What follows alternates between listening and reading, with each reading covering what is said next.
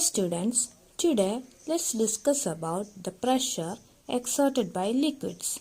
For this, take a container and make 3 holes at different heights. Watch the streams of water coming out of the holes. We can see that the water coming from the hole at the bottom falls at a greater distance than the water from the holes at the top. This is because the pressure exerted by the liquid at the bottom is higher than the pressure at the top. That is, the pressure in a liquid increases with depth. Now, take another container. Drill holes at the same height from the bottom. Fill it with water.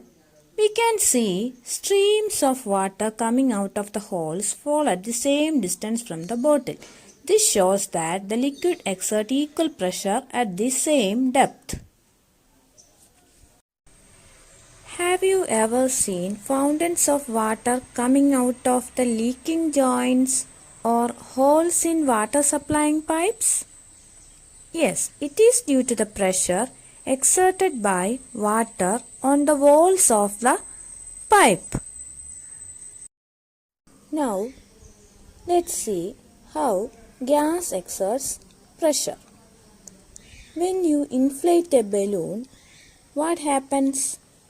The balloon will expand as you fill air into it. It becomes bigger and bigger, and the pressure inside the balloon increases. That is, the air exerts pressure on the walls of the balloon. When it reaches the maximum capacity, that is the pressure exerted by the gas on the walls of the balloon becomes maximum, it will burst. Or, if we touch an inflated balloon with a pin, it will burst because of the air pressure.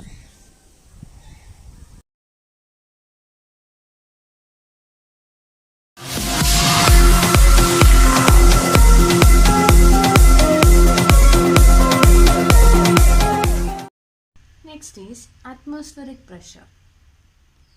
What is pressure? We have already learned about pressure in the previous classes. It is the force acting per unit area. Then what is atmosphere? It is the envelope of air or the covering of air around the earth. And the atmospheric air extends up to many kilometers above the surface of the earth. അപ്പോൾ atmospheric pressure എന്തായിരിക്കും? Correct. It is the pressure exerted by the atmospheric air. Now, take a rubber sucker. What is a rubber sucker? It is used in toys or car window so that to hold on the smooth plane surface such as glass. A rubber sucker works due to air pressure.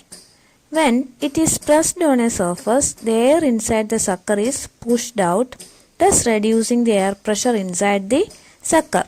To pull the sucker from a surface, we have to apply a large force to overcome the atmospheric pressure.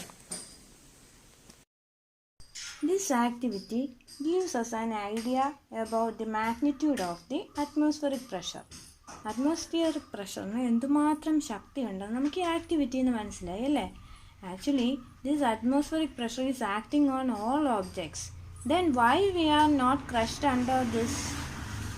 It is because the pressure inside our body is equal to the atmospheric pressure and thus cancels the pressure from outside. നമ്മുടെ ബോഡിയുടെ പ്രഷറും atmospheric പ്രഷറും equal ആയതുകൊണ്ടാണ് നമ്മൾ അതുകൊണ്ട് affected ആവാത്തത്.